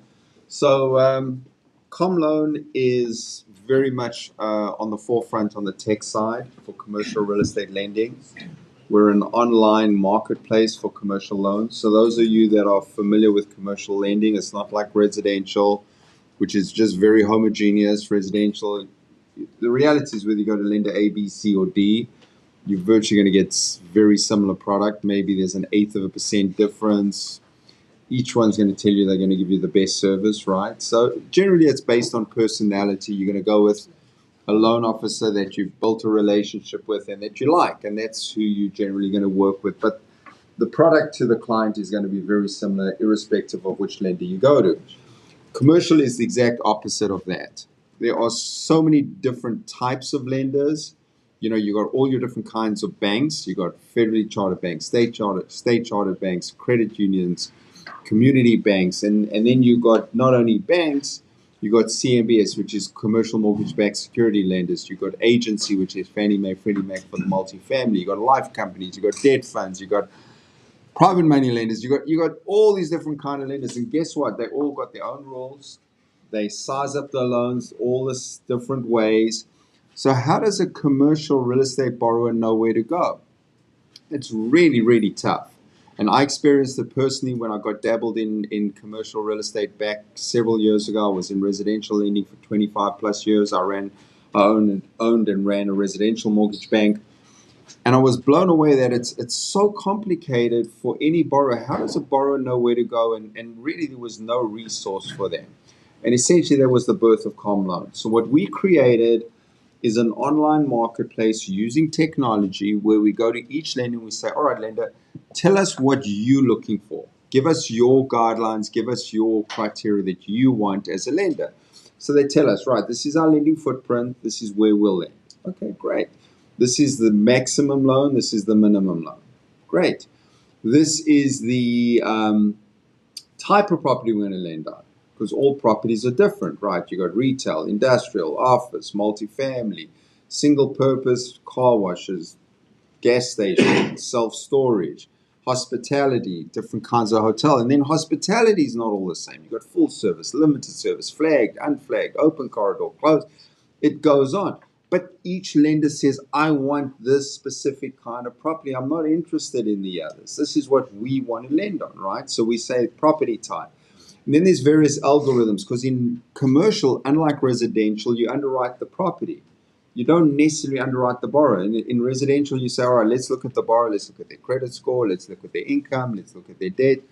Commercial, first thing you look at, let's look at the building. What income is it generating? You underwrite the property. So there's certain algorithms that lenders run called debt coverage, global debt coverage, but the lender tells us what they're looking for. We want a 1.2 ratio. Boom, we capture it. So we capture about 30 variables that are common to any lender. Every lender's got the same variables. All the variables are jumbled up and different, but they look at the same things. So we capture that by lender class, and guess what? We create this database of all these lenders. Then on the other side, we've created a search engine which we capture the borrower's information. Okay, I'm buying a retail in Plano, Texas for $5 million. This is the NOI on it, and this is what I'm looking for. And our system then matches with the perfect lenders that best fit that borrower's needs. And Jim alluded to earlier, what is important is to create a borrower-centric or customer-centric model, something that is going to serve the borrower. Because if you serve the borrower, guess what? You're going to get lots of business, because that's ultimately the person that's going to pay your create your wealth and your income, your good tax return is that borrower. So you want to create a value for that borrower. So what we're able to do is create the best lending opportunity for that borrower. Not something that sort of fits, but we're creating the best environment that's going to be ultimately serve that borrower. And guess what? You're going to get a lot of repeat business because you've created that best opportunity for them. So we've been up and running now for plus minus 8 years. We've got 700 plus lenders on the platform, which represent about 168,000 loan products, because each lender's got multiple loan products. So then you say, well, yeah, it's great you got all this information, but how current is it? The interest rates are kept current every day using algorithms. So we link to the various indices. So the bank says, all right, we base our pricing on the 5-year swap plus a margin of 2%. So we link it to the 5-year swap, we add the margin, and our system pings the 5-year swap, through the day, and that rate's kept 100% current. So the rates are kept current, and then the lenders have a portal that they can go in to change their guidelines. So they're saying, well, I'm really not that hot on office buildings at the moment. I want to cut our loan to value from 75 to 65, or whatever the case may be. They change it. If we don't hear from a lender in 90 days on their guidelines, we reach out to them and say, right, has anything changed? If we don't talk to them, we suspend them, because we want to make sure we got current guidelines, we got current pricing on every single product we have in our database. So this is clearly a platform that is transforming the way commercial real estate is done. And how you've done it with technology. I think the common theme throughout everybody that's been up here talking today is technology is changing our world. Anybody that ignores technology, and I think I was involved in a presentation last night, and it's so true. Either you're going to ride the wave or you're going to get swept away in the wave. And it's so true. That wave of technology is changing our lives, but for the better if you use it. Because what technology does is enable you to get rid of all the busy work, right? The machine can do busy work a hell of a lot better than we can. It doesn't get bored, it doesn't get tired, and it can compute a lot of very menial tasks instantly. What you need to focus on is building the relationship, that interpersonal relationship with your clients, and having the tools available to be able to provide a better value and a better service. So I'm really excited that we've partnered with eXp. We're one of their preferred lending partners. The technology is available. Jim and I are working on some exciting stuff. There's further integration to create a better, seamless experience for both you as the agent and the borrower. As Jim said, we pay a referral fee to eXp, and then eXp will go ahead and share that with the agent. So not only are you providing a better value and a better service for your client, but guess what? You're going to make some extra money out of that as well, which I think is an absolute win-win. So really excited to be here, to be part of this. eXp as a company, we've been involved with eXp now, about 2-3 years? Since the start. Yeah, since it's about 2.5 years. However long eXp Commercial's been up and running. I'm so excited to be part of it. I think the whole model, as far as building generational wealth and helping others by helping yourself as well, is just a phenomenal platform. So just really excited to be part of it. So Mitch, if you don't mind saying to Cliff, I want to help everyone understand from a tech, commercial, to ask questions. So this is the best way is to learn, or we could just kind of share some of our knowledge, what we think. But does anyone have any questions, any problems, anything that you're working on that you talk to a client for any reason that you feel is in the commercial realm, whether it's a investment property? We always think even homes that are not owner occupied is an investment property, right? And you could parlay good equity to unlock cash flow by changing a single family home, working the numbers, to a commercial property to unlock the cash flow, because there's equity there. So any problems, from the tech, education, training, all of our knowledge, it's really having consultants that you don't have to pay the billable hours to help you plug in and connect. Because we know the business, we are connected, we're friends with everyone, and that's the difference in commercial real estate. Everyone does know everyone. Okay, go ahead. I'm just wondering, I have a couple of clients that are looking for a restaurant space, and a lot of the spaces are taken, so there's a lot of shelf spaces now. I'm just wondering, can I recommend common loan for shell space, helping them to build out? From a tenant Talking about improvement? For TI? For TI, I don't know that you'll. Yeah, Probably no, SBA, right? Yeah, SBA. Go directly to SBA. We have Live Oak Bank is one of our partners. Live Oak does equipment lease. They could look at it, but also depending on the project, right? If it's how you structure some others, there are some private money lenders. If they look at the project, what kind of guarantees, cross collateralizing by other real estate. So this is something we could possibly help if it's a good business hand, and if it's a right franchise company, there's higher success, right? With, let's say, Subway's the #1 franchise company. Is They may this say it's someone okay. who already owns and operates a restaurant, or is it like, I've always wanted to own a restaurant? Then you really need to avoid shell, unless they're independently wealthy. Just find an existing space, however long it takes, because otherwise you're going to be beating your head against the wall. We have a question? Do you do church loans? That's very, very Brought this difficult up to yesterday, find. right? It was We brought talked up about it. yesterday. We're going to look at it. I mean, it's the challenge with any lender, with lending to any religious institution, not only churches, but any religious institution, is in event of a default, how do you kick them out of the building? You know, it's really not great press to go and put a congregation on a street, and the revenue stream is really dependent on donations. So it's not like, okay, I've got a business, this is my revenue, this. So it's a very, very difficult asset to underwrite. And as a result, 99.9% of lenders stay clear of it. I made a commitment to say we will look into our 700 plus lenders and see who is open to lending on churches. But it's a very tough asset class. It's probably one of the toughest to do. Unless we create some kind of religious fund. Fund, exactly. As a private, as a platform, then that could be Then that could be something in itself. Somebody who There is a believes in- lender based out of Houston. I'll have to go back through my files. I sold You a can church, and introduce them, Yes. it was somebody who focused on churches. Yeah. So Yeah, please you share that with get in me. touch. Yeah, Yeah, get in touch, and I've got to dig back through some files. absolutely. Yeah, and a lot of it we were talking to, this could help, because we know since COVID, the tithing, donations, everything to churches has decreased. The good thing, sometimes they own the land, or there's schools and the land. There's value.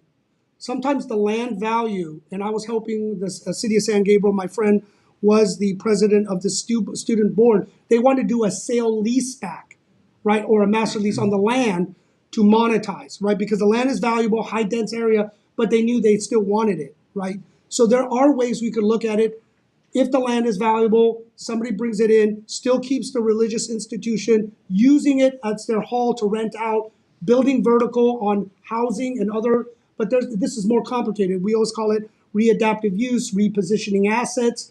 But if the land is in a very prime location, there's ways to look at it, put something together to possibly raise. But I'll tell you, religious institutions, no one wants to kick anyone out. I remember in California, I got synagogues or Korean churches, 40 cents on the dollar, and they kept on going lower.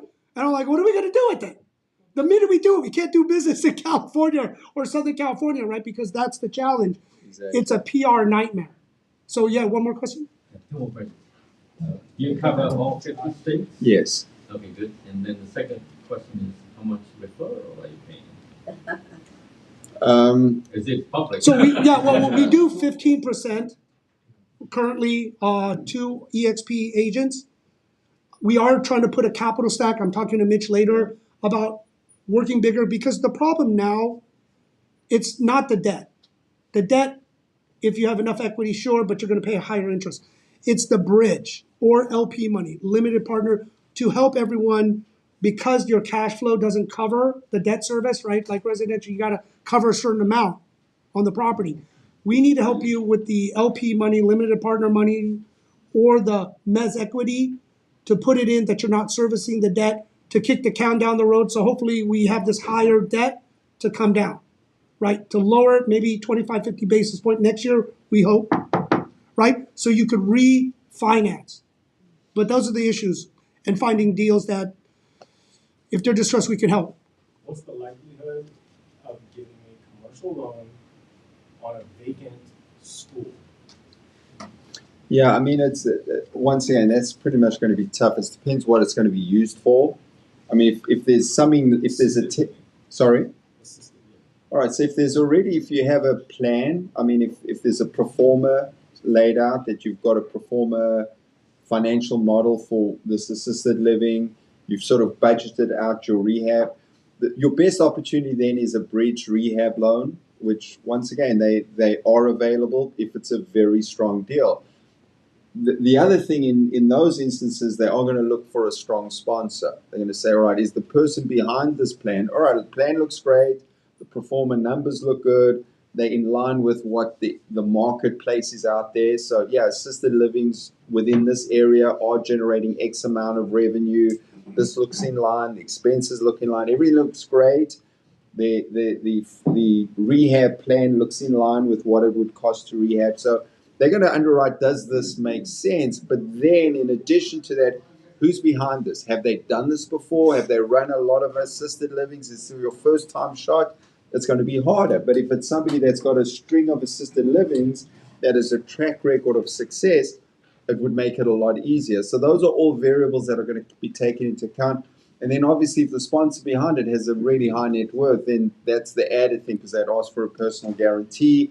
And in event of things taking longer or not quite working out the way that they wanted initially, there's somebody who has the pockets to keep funding this until they get it right. So strong sponsor is a big plus. Track record, second big thing. Very solid plan is the third. If you meet all those criteria, absolutely yes. If you meet some of them, yeah, the less you have of that, the harder it's going to get. And next question, and the final one for me is, what is the favorite type of purchase that commercial lenders love to invest? Well, and this is where it is. What is the hottest property within that market? All right, so it's going to vary by market, but Jim alluded to earlier, industrial's hot. Industrial's great because it ties into this whole online marketplace, Amazon style selling, right? It's online. You need a warehouse to be able to deliver stuff. So industrial's very strong. Multifamily is still very stable. It's not great, but certain areas are hot. So multifamily, and believe it or not, as Jim said, retail is coming back. Retail's good. The stepchild at the moment is office, and particularly your downtown. I was involved in a couple of television interviews, so I've got a lot of data on it. The national vacancy for office is about 12.9%, which is the highest level since the Great Depression. The large office towers range more from 18 to 20%.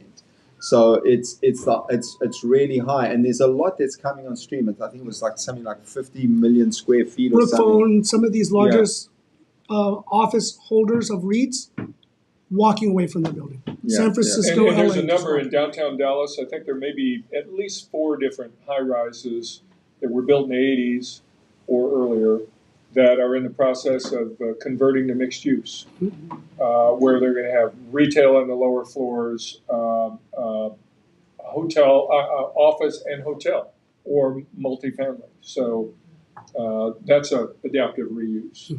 Yeah. And let me just to give back on what you're saying, because obviously you're thinking a client in mind. Get a mentor, get somebody expert working a deal so they can look at the problem, because experts within that market, within that product type, could look at a deal and go, doesn't make sense because there's a number, or hey, it's in the ballpark. We can work with this. So that's why you really want to work with the expert within your marketplace of a product type, because we could just look at it and go, we got it. Don't waste your time. And the funny thing is, we were doing some hospitality deals. They were counting, oh my gosh, it's a $200 million deal. Well, this person had been shopping this deal around for 10 years. Everyone knew about it, but the residential didn't know. And then when it really came up to it, the deal maximum was 150 million. And they bought it at about 137 million. So their delta was already below our break even or loss. But they thought throwing it to these residential, whoever, I'm going to ask for 200 million. I'm going to pay you a 6% fee for $200 million.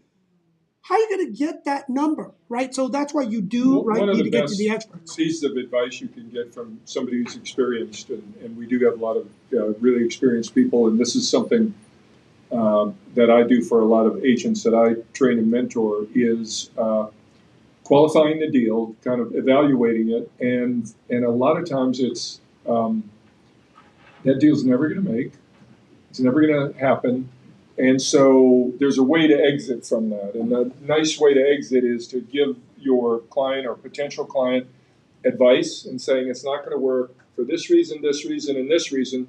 So why don't you focus on that, get your capital together, do whatever, and then come back, and then we'll have a chance to do that. Now that helps them, but it really is self-serving because it helps you, because the one commodity that we have is our time.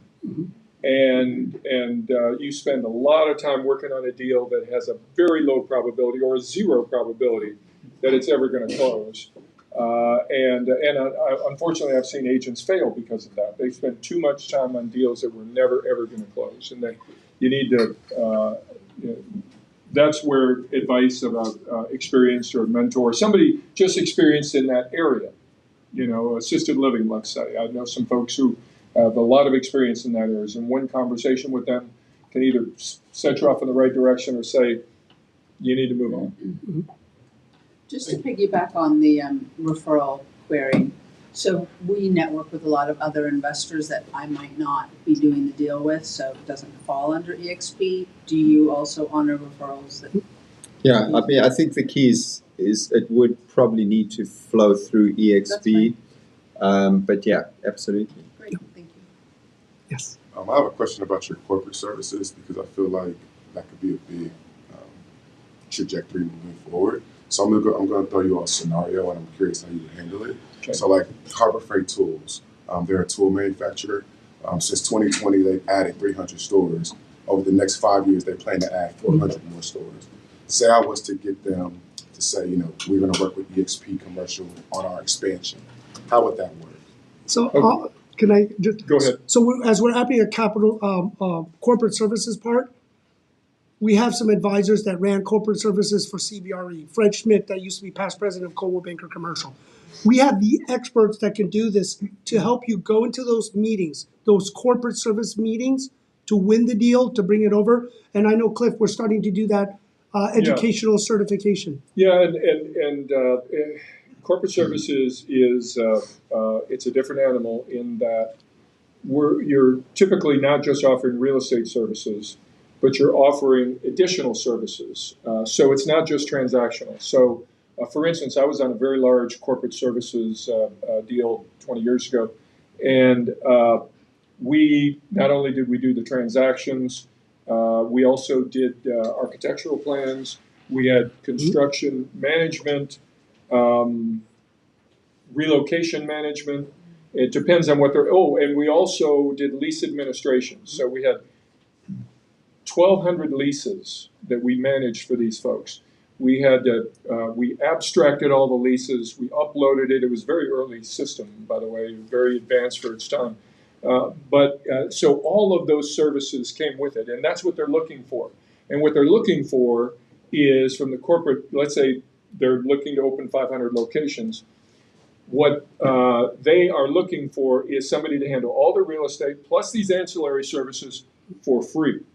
And for free means that you get the commissions, but with your commissions, you're also providing all these other services. Now, can't do that if you're a franchise group, but what Jim here is really building, and Jim's responsible for this, is pulling together all those ancillary services. So we're going to have a dozen ancillary services, and when you go approach them, but it's all about preparation. That's a whole other thing. It's all about preparation, finding out what do you need. So they might not need all 12 of those ancillary services, but they may need 5 of them. Yep. Okay? So that's what you need to find out ahead of time. You prepare the presentation, you bring in the partners, and you make a joint presentation. It's not just you sitting there saying, here's all the things I can do. Right now, and I come from a background of tech. I was actually in software sales with Fortune 500 companies, like recruiting software. Okay. I'm actually a newly licensed agent. I haven't yet to choose a broker. So I'm just trying to figure out. I know for a fact that I want to go straight commercial, and I know I want to sell, sell to the Fortune 500. Sure. So that's kind of where I'm at, and that's why I asked that question, because Harbor Freight was one of my clients. Okay, terrific. Well, that's, so you would find out who is, there's probably there's no doubt, there's a VP of facilities. Right. And probably has a small staff. And so getting a meeting is the most important thing. And in that meeting, you're not trying to sell your services. What you're really trying to do is find out, what are you looking for? What do you need from your corporate services real estate provider?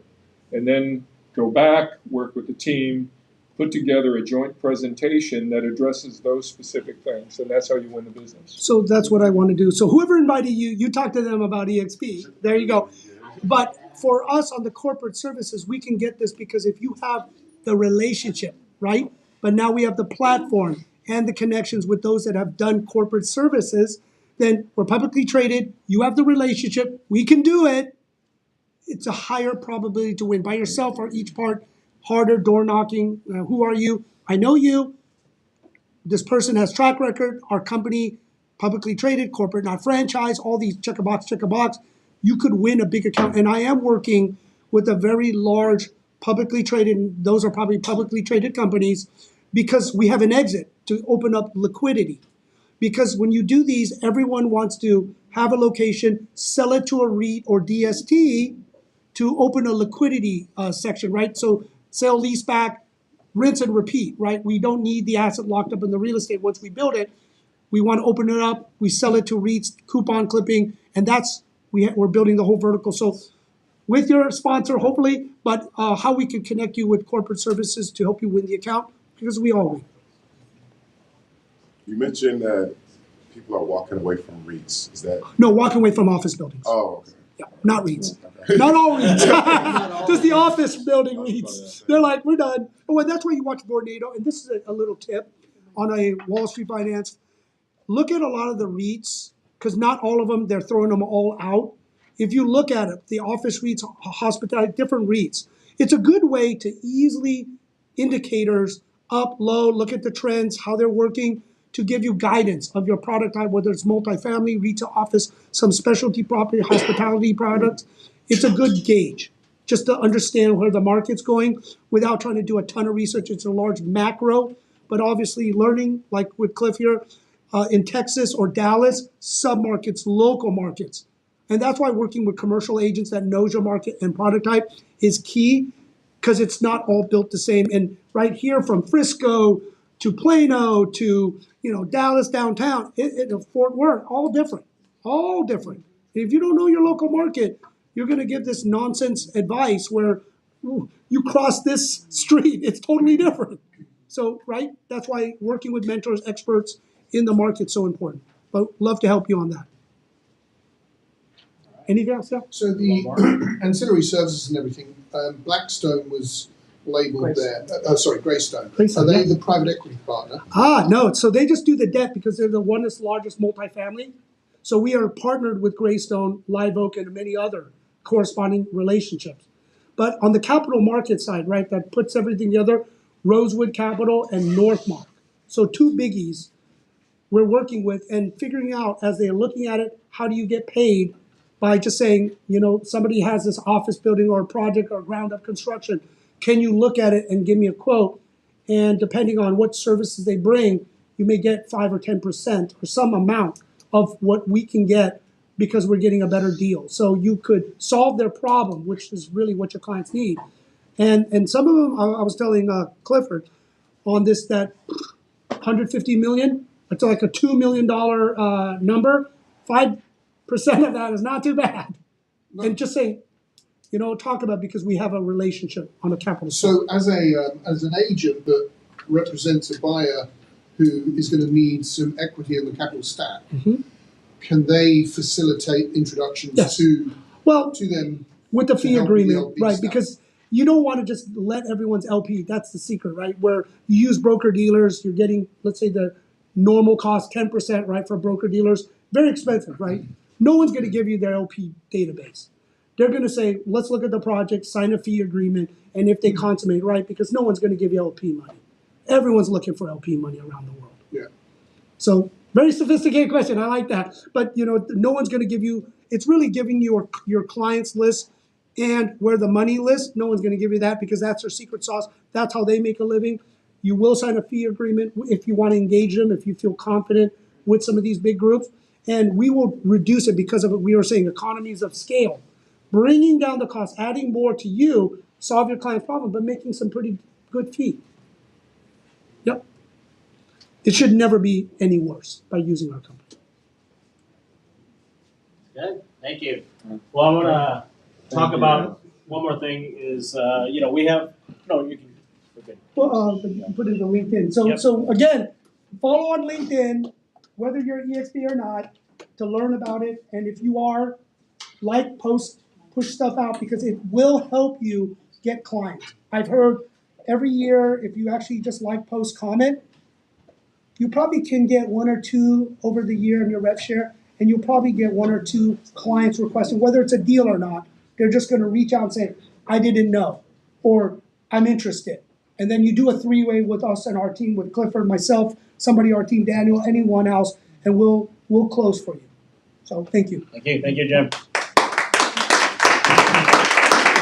So for those that don't know the platform, all the slides, everything can be shared. We have videos. Jim does a video every Thursday on YouTube. It goes live, and he interviews other commercial brokers in the company. We can share those out. We didn't want to go through the whole slide deck, but if you want to know more information, just let us know. But everything is public because we're publicly traded. Everything's there to share out. But just the breakdown of what eXp commercial looks like, we're all 80-20 split. Realty side's the same way. The only difference is our cap is a little bit different. Commercial, we're capped at 20,000 versus the realty side, we're capped at 16,000. There are domestic teams on both sides, so just one cap for the couple. Monthly fees are a little bit different. eXp Realty is $85 a month. You get different tools. On the commercial side, we're $250 a month, and we also get different tools.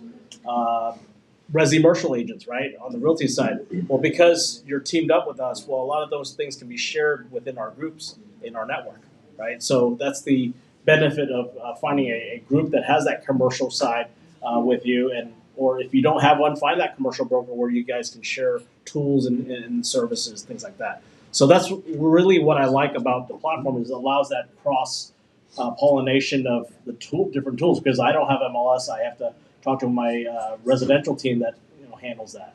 And some agents like Tia moved over from realty over to the commercial side. She went full time now, right? Allie, another team member, same thing, went over from realty over to commercial. Julie, same thing.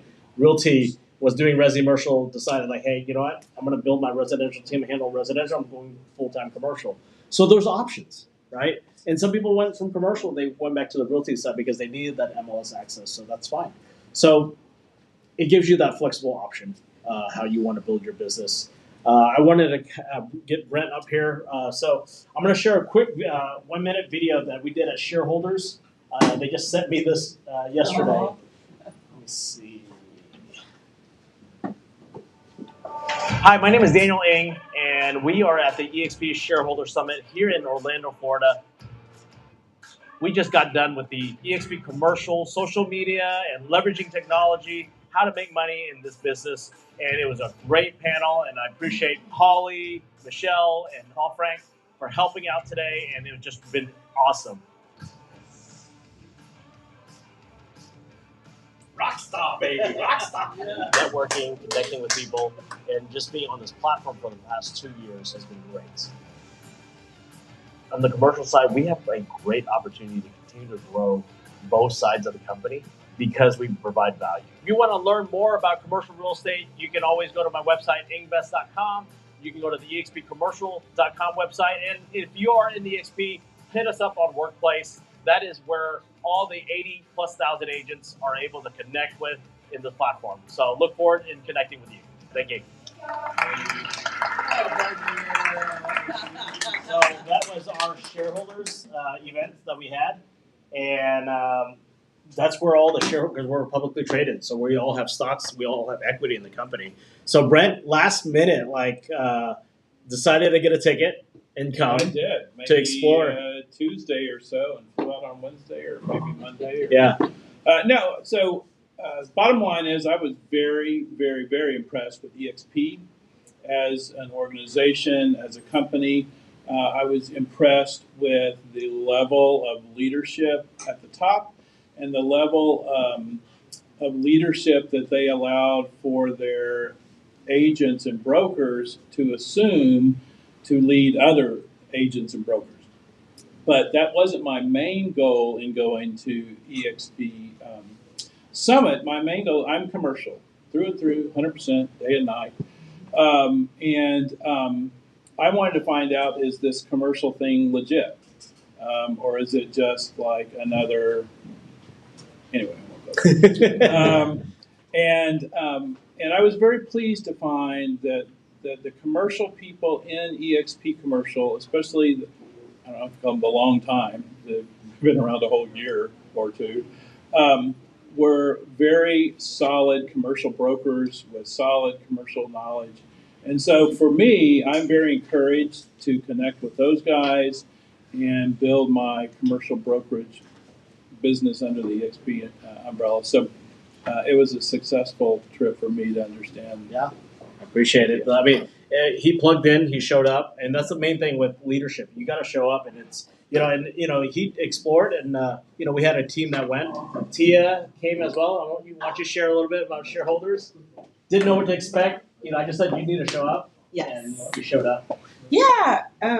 So I met Daniel probably September, October last year. Yeah. Never told me anything about eXp. I just, the group is really good. So went to shareholders. It was extremely insightful. You got to sit in a lot of different classes where you was with the agents that did the hard work to get to where they are today. And so it wasn't just like they hired people to come and speak. It was the actual agents that strapped their boots on and went to work. And I think that was very motivating. And just being in a room along with people that is ready to support you at any cause. So I met so many people. I'm a baby at eXp. I've only been here for 2 months, but the support is out of mind. Yeah, good. That's it. Thank you.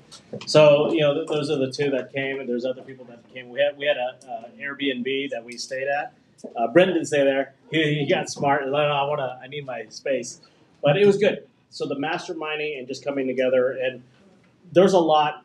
It is truly just a platform, like an Amazon platform. It's just, what do you want to do with it, right? Lyndon drove all the way up this morning, all the way from Houston. He saw, because he asked me, are we doing this in Houston the next day? I was like, no, it's just going to be in Dallas because they're here for comm loans, and I just wanted to, because they're here, wanted to share with you guys. So I appreciate you coming up as well and learning and connecting during lunch, and then we're going to have lunch at Legacy Hall. Whoever wants to come, that's gonna just gathering, and then we'll do a commercial happy hour. So in the afternoon is because I haven't met all the eXp commercial people in North Texas. So since Cliff Bogart is here as our designated broker living in Dallas, I said let's have all the commercial brokers come together in the company so we can just kind of meet and greet. Some are out of town, some couldn't make it, but you know what? It's our business, and we don't have to wait for corporate to do something. This is something we decided to do, right? It's just like, hey, let's do it. Cliff, can you make it? Sure, he can make it. And that's what we're doing. Just like with my question, hey, can we get Scott Brown or Steve Brown to speak from Dallas Morning News, right? I don't need to wait for Cliff to do it. I'm like, hey, let's do it. Cliff, can you be there? Do you have connections? And we'll just get things done. So we take things in our own hands, and I hope that every one of you guys do the same thing because you have the same platform. We're all in the same playing field now, right? Lucia's connected with people around the country just through LinkedIn or connections that she has. Tia as well. We have a team member in North Carolina because of your connections. Yeah. So our group is growing in that market, and that's the beauty of just making those connections. So I can build is not a EXP. Lucia had a question. Oh, Well, not a question, I just wanted to share for anybody who isn't part of this team. I specifically came over to We Partners because of the real estate investment group team feel. So I am Resi Marshall, I get to do both, but I tap into this partnership that would not be, I hand over heart believe, in any other team in eXp. This is unique. If you're serious and you want to be in this business on either side, I would highly encourage you to join this partnership. Thanks. all right, thank you. And one more announcement in July. There is it's not an EXP event, but it is by a EXP, one of the leaders in our company. We're going to have an event in San Antonio, July 10th to the 12th. Pretty much all the big leaders in EXP will be here. Even our founder will be there. Brent is going. Lucia, I believe, is looking into the as well. So, you know what the key to life is? Energy.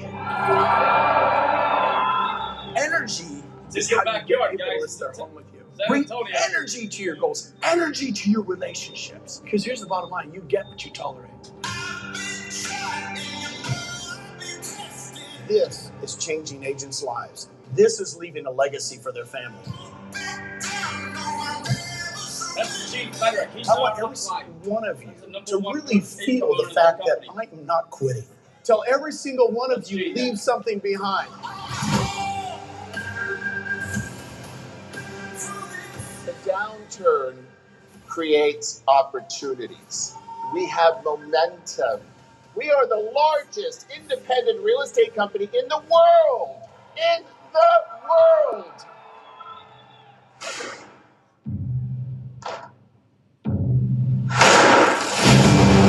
Never met a match I couldn't handle. People don't need more leads. They need leadership. And they need you to show up. Turn the camera on. Speak your mind. Go pick up the phone and help somebody. Go make a difference in someone's life. Your business will grow.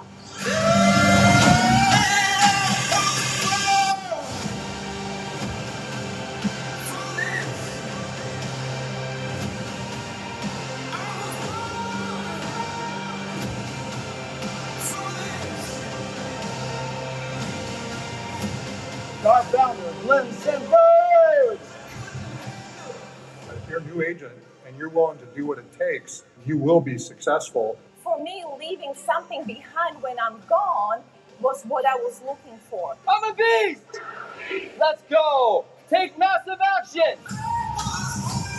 Help me welcome to the stage, Mr. Tony Robbins, everybody! Woo! What I love about what you guys have built here, Glenn and the whole team, is just that you're all owners. I mean, how cool is that, right?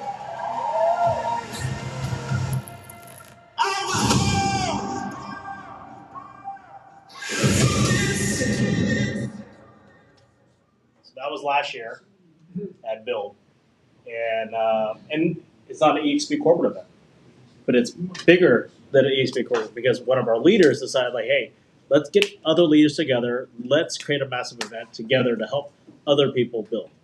You know, so that's the opportunity, right? We don't have to wait for corporate to do things. We are owners of the company, and we can do it.